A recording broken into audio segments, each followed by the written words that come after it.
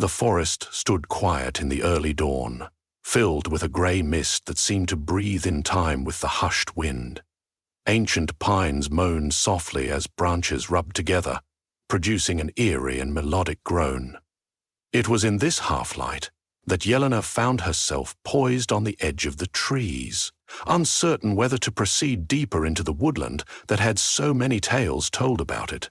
Yet she had no choice. For weeks she had heard rumors of a hidden realm within the forest, a place watched over by the fearsome Baba Yaga, the witch who was said to lure travelers with boons, only to trap them in living wooden cages.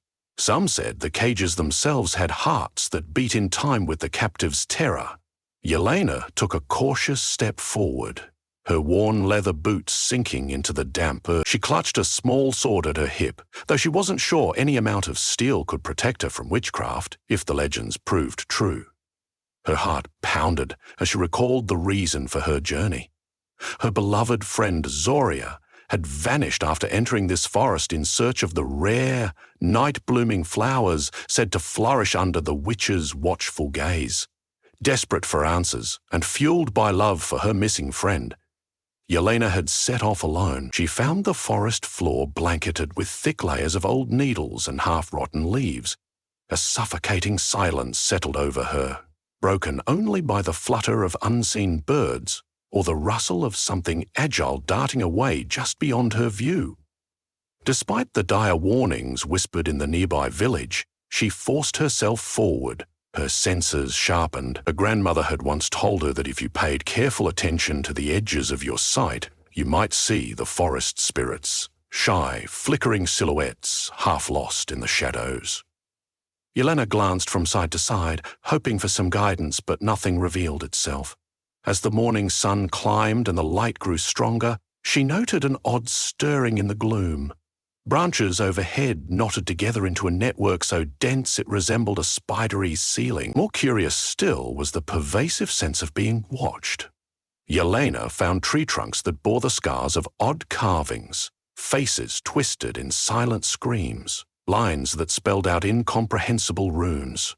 Each carving seemed to follow her with hollow eyes. She remembered the stories told by traveling bards beside flickering tavern hearths, of Baba Yaga riding in a mortar and pushing herself along with a pestle, of her hut perched on impossibly tall chicken legs, of living trees that lured travelers off the path.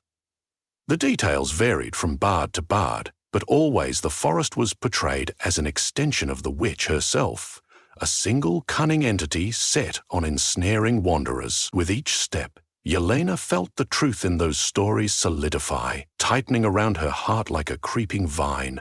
By midday, she found a small clearing with a patch of mesmerizing mushrooms forging a bright ring.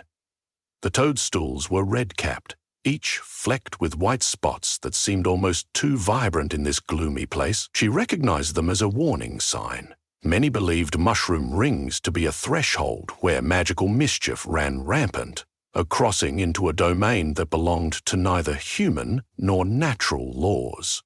Her stomach twisted when she saw the faint footprints scuffed in the leaf litter here. They were delicate, possibly belonging to a smaller adult. Could these be Zoria's tracks? Hoping for a clue, Yelena traced the steps as best she could. They skirted around the ring, circled back, and then vanished among the roots of a colossal pine. A frayed piece of ribbon, lilac in color, lay caught on the bark of the pine as though plucked from someone's hair.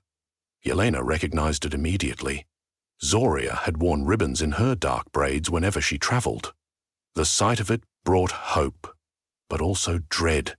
Zoria must indeed have passed this way, yet why had she not returned? Steeling her resolve, Yelena pocketed the ribbon and ventured forward, following what she guessed to be her friend's path deeper into the forest. The atmosphere turned heavier with each step. The air now smelled faintly of rotting moss and bitter herbs. She lost track of time in the labyrinth of trunks, weaving among twisted roots that seemed to clutch and cling. Eventually, the narrow game trail opened into a broader path strewn with leaves of extraordinary shapes and colors, some rust-like red, others an impossibly deep blue. A hush lay over the path, as if the forest itself held its breath, waiting. The trees here seemed to lean inward, forming a living corridor that compelled Yelena to keep going. She found herself unable to resist, even though a voice inside her warned that everything about this was unnatural. After a long while, a flicker of movement caught her attention. She paused, pressing her back against a birch trunk. At first, she feared it was one of Baba Yaga's minions. Then, out of a clump of ferns stepped a pair of eyes, foxy and alert. It was a young woman dressed in tattered hunting leathers. She looked as though she had been living off raw determination, with torn sleeves exposing arms crisscrossed with scratches. Relief flickered in the woman's eyes at seeing another soul. "Please," she whispered, voice trembling. Are you lost too?" Yelena nodded slowly. "I'm looking for a friend," she said. "Zoria. Have you seen a woman with braids and ribbons in her hair?" The stranger shook her head. "My brother vanished. I came after him, but I've been trapped for days. I don't know how to get out."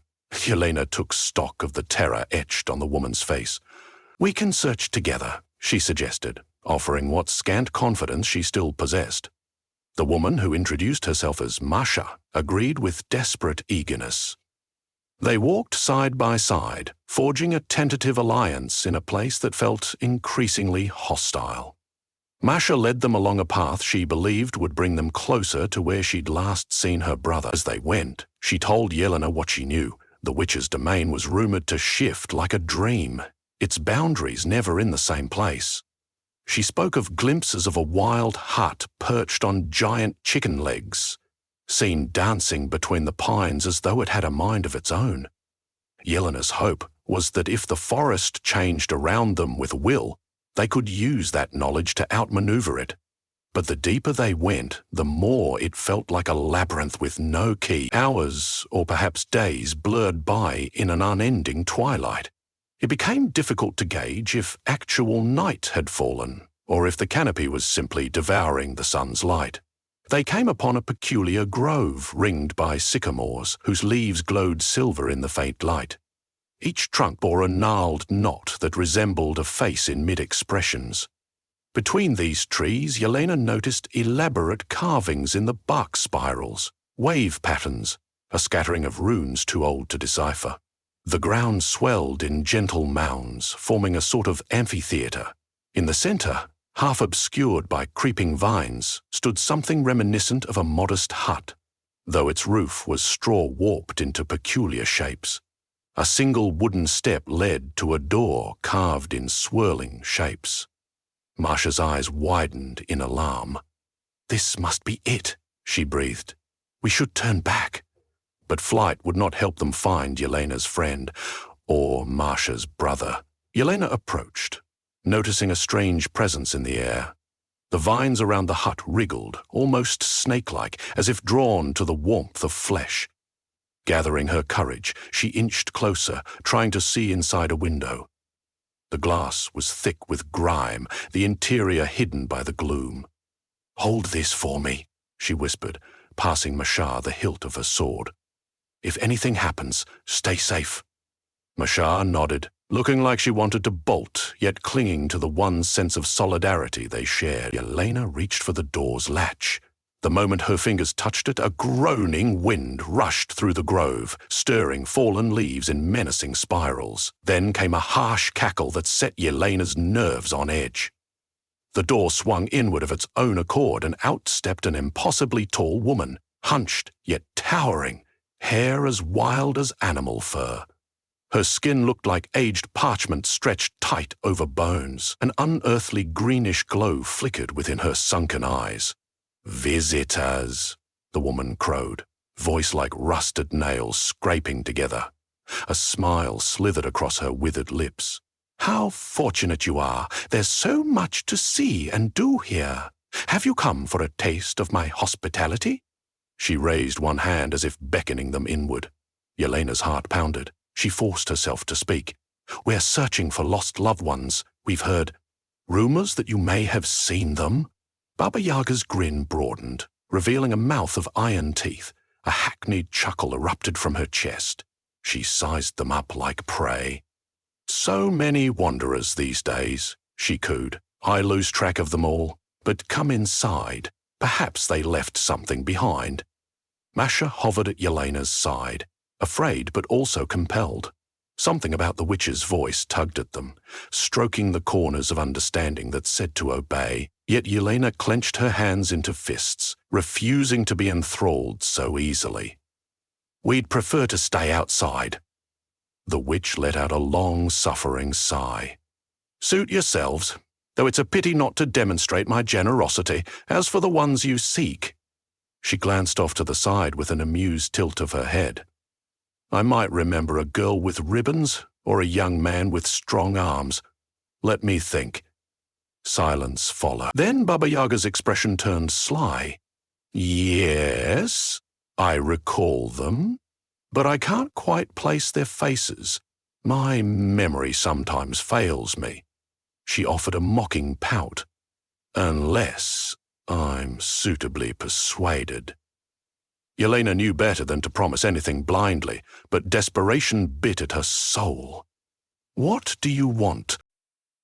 The witch clapped her hands together, the sound sharper than broken glass.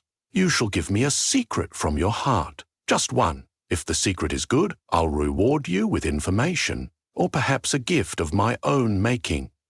Masha exhaled in a tremulous rush, but Yelena spoke first. "Secrets can be dangerous. Could we instead bargain for a service?" Baba Yaga's nostrils flared, her wry grin returning. She twisted a bony finger in the air. "I do so love bargains. If you prefer, you can fetch me something from the forest. An hour's walk east of here is a clearing with a glimmering spring. Bring me a pitcher of that water without spilling a drop. Then we'll talk further." Her grin twisted.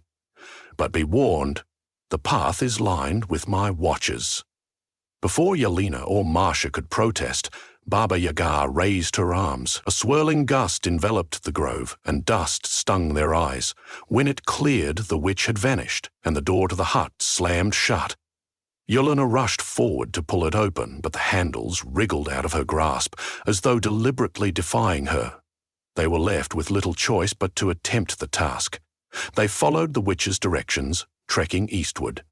It was a disorienting journey, the sun's angle never seeming to change. Eerie shapes flitted at the edge of sight, and laughter, haunting childlike, echoed from no discernible location. Soon, the path opened onto a clearing, made luminous by a pool at its center. The water glowed with an unearthly light, rippling from deep within. It was as though moonlight had been captured and distilled into liquid form. An old stone pitcher sat on a mossy stump nearby, presumably left for them. Yelena picked it up carefully, feeling a pang of worry. How could they possibly carry that water without losing even one drop? But a deal was a deal. Masha, anxious to end their ordeal quickly, urged her on. Drawing near the spring, they discovered a ring of pale reeds around the water's edge, each swaying as though beckoning them to come closer. The water held a mesmerizing allure, a subtle hum vibrating in Yelena's bones. She knelt, dipped the pitcher slowly, and watched the water flow in with a soft, chiming sound. The reeds bent forward, gently tapping the pitcher's rim. Only when the vessel was full did Yelena withdraw, moving with painstaking care so as not to spill a single drop.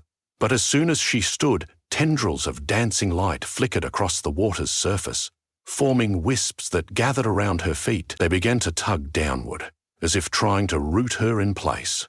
Masha leapt forward and pulled Yelena away from the edge. The wisps clung stubbornly but parted with a faint hiss. Heart pounding, Yelena held the pitcher tightly against her chest, amazed that the water had not spilled despite the struggle. They hurried, slow and cautious, yet urgent, back along the path. But as Baba Yaga had promised, watchers lurked among the trees. A shape like a hunched man formed from branches lurched forward, blocking their path. Another figure, shaped from twisted vines, moved to flank them. They were living silhouettes, belonging neither to humans nor animals, but to the forest itself, brought to life by the witch's magic. Eyes of green fire flickered within the hollows of their wooden heads. Yelena and Masha panicked for a moment, uncertain how to pass. Each step they took forward was mirrored by the shifting of these living guardians, whose arms reached out like gnarled roots. Remembering the swords, Yelena set the pitcher carefully on the ground. She and Masha drew blades, but each slash only cut through wood that regenerated almost instantly. "We have to outwit them," Yelena gasped, dodging a savage swing from one lumbering figure. "We can't kill them." Masha studied the watchers. "They move slowly whenever we're not attacking them. Maybe, if we distract them, we can draw them away from the pitcher." Nodding, Yelena picked up a fallen branch and hurled it into the undergrowth behind the watchers. It landed with a sharp rustle. One of the figures turned, the green fire in its eyes dimming in confusion. Seizing the moment, Yelena sprinted to retrieve the pitcher, cradling it gently. Masha darted around the watchers, yelling to draw their attention. They lumbered after her, swiping at the air. Working in concert, the pair managed to slip past the living constructs, guiding them away just long enough to escape the clearing with the precious water intact. Their breaths came ragged, and their arms bore fresh scrapes and bruises, but somehow they had succeeded. Or at least they had survived round one of the witches' challenge. Returning to the grove of sycamores, they found Baba Yaga waiting. She stood by the hut, arms folded across her chest. One corner of her mouth twitched in disappointment, as if she hadn't quite expected them to succeed. Yelena, chest heaving, gingerly presented the pitcher of shimmering water. The witch examined it, swirling a wooden ladle through the liquid. Not a drop seemed to have been lost. With a grudging nod, she ladled some into her mouth and hummed in satisfaction. "Very good," she said, cackling softly. "Perhaps I'll help you after all. Follow me." The door now opened easily. Beyond the threshold lay a cramped space crammed with shelves of oddities. Jars of pickled creatures, cracked mirrors, and bundles of dried herbs. Yet the walls extended far deeper than the exterior size of the hut suggested, forming a corridor that seemed to stretch and coil, fading into darkness. The floorboards groaned as they proceeded. Lamp-like eyes glimmered along the corridor's edges, blinking in otherworldly patterns. Occasionally, Yelena thought she saw something scuttle across the ceiling on too many legs. It took all her willpower not to flinch at every subtle motion. At length, they reached a chamber where the walls seemed woven from living roots. These roots formed patterns around two large cages, each made of thick, interlaced branches. One cage stood empty, but the other held a figure inside. Yelena's heart leapt. There, hunched on the cage floor with her braided hair undone, was Zoria. She looked pale and exhausted, but alive. In the corner of the same chamber, Masha's brother lay unconscious inside a smaller cage of writhing vines. With a triumphant flourish, Baba Yaga motioned at the captives. "These are your lost lambs. They were so eager to find what they sought, but forgot to pay my toll." She eyed Yelena and Masha. "Now, as I see you've proven yourselves cunning, I might be persuaded to release them. But first, a final arrangement must be made. Bring me that which I desire above all else." "And what is that?" Yelena asked, stepping forward, trying not to sound terrified.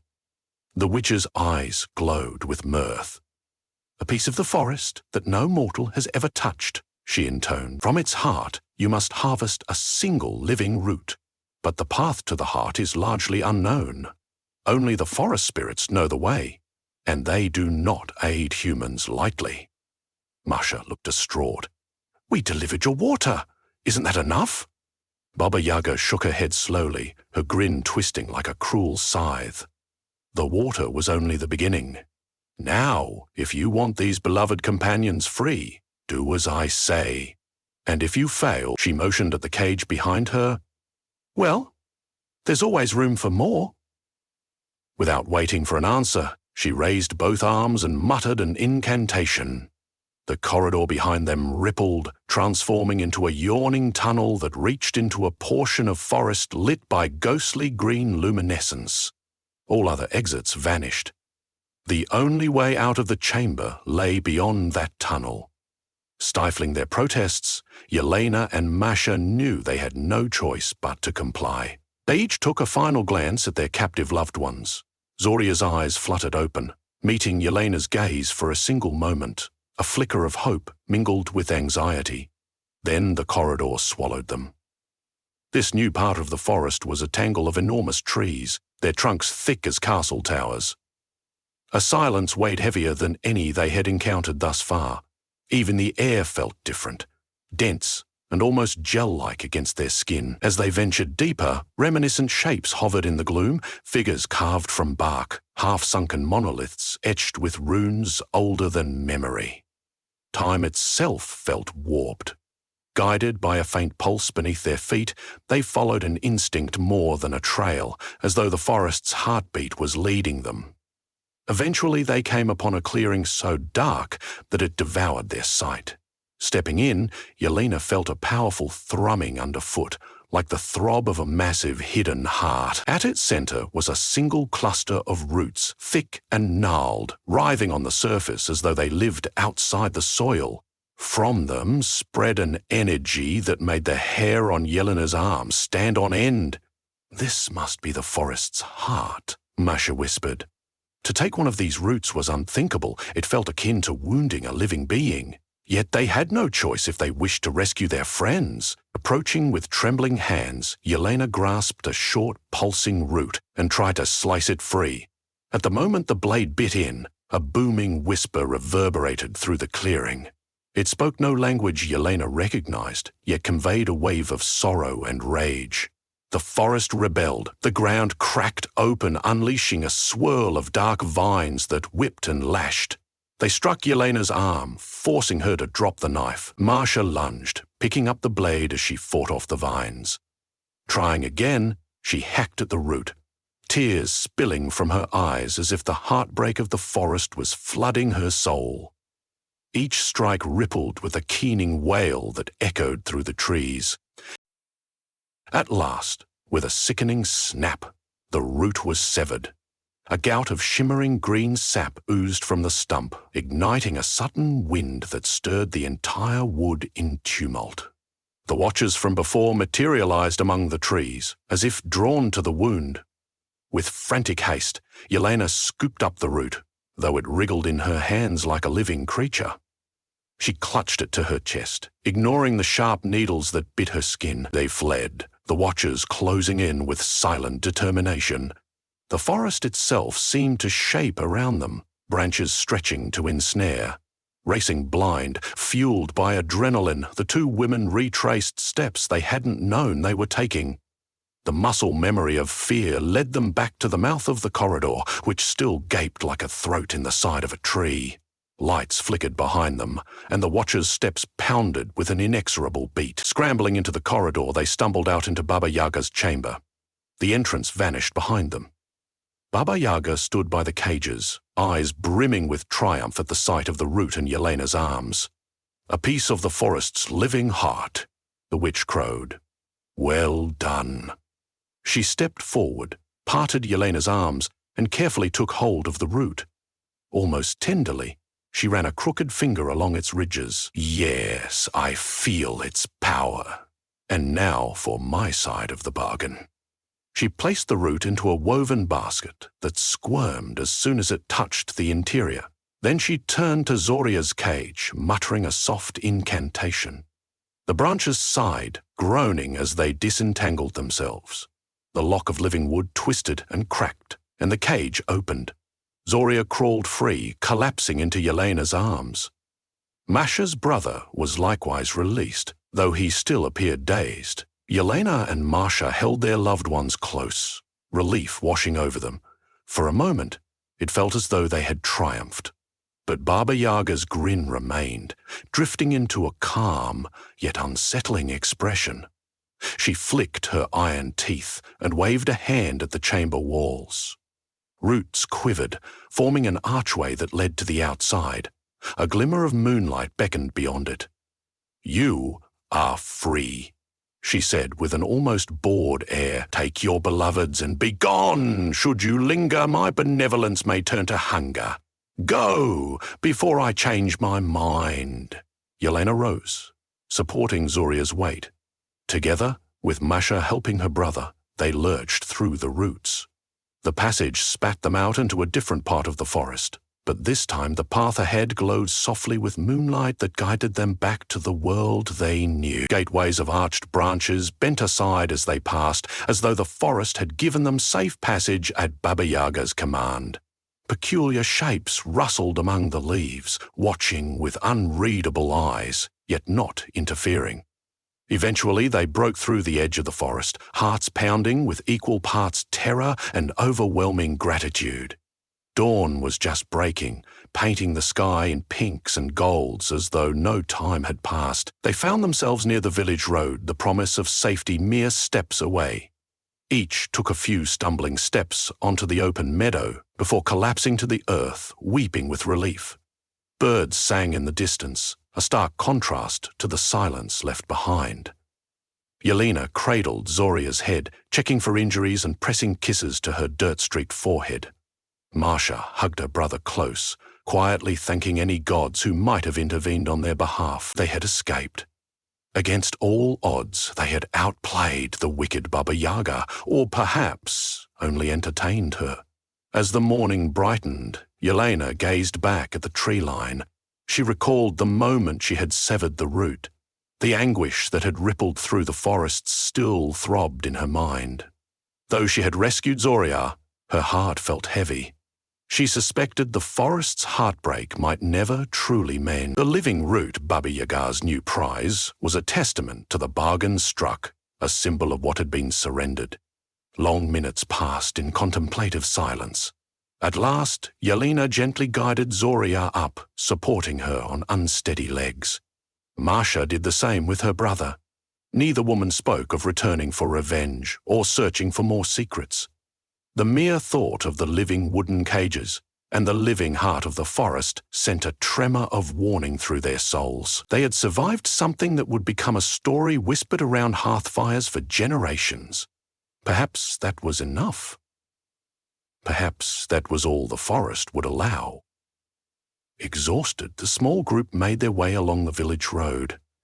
Yelena looked back now and then, half expecting to see the silhouette of Baba Yaga peering from the shadows, satisfied grin dancing in the gloom. But all she saw was the quiet forest, the traitorous calm of branches swaying in a gentle breeze. It was as if the witch and her strange enchantments had never existed. Yet the memories clung to Yelena's bones like the residue of an ancient spell. Before leaving the vicinity, they paused for a moment. The sun cast slender beams through the cedars, painting the clearing where they stood in a pattern of gold and shadow. Zoria leaned on Yelena, trembling but alive. Masha's brother had regained some color, though his eyes stared into the distance with lingering fear. Silence lay heavy, and in that hush, Yelena whispered a fervent prayer for the forest, for those who might wander after them, unaware of the predator that lurked within. Then, turning her back on that haunted realm, Yelena led the party toward the promise of home, hearts still trembling with the echo of that secret, hidden domain. They carried new scars, some visible, others etched deep in their souls, branded by the dark magic of a witch who, for a brief time, had captured their fate in living wooden cages. And though they left the forest would never truly leave them, for they had walked its hidden paths and felt its heartbeat entwined with their own, woven by the ancient and beguiling enchantment of Baba Yaga.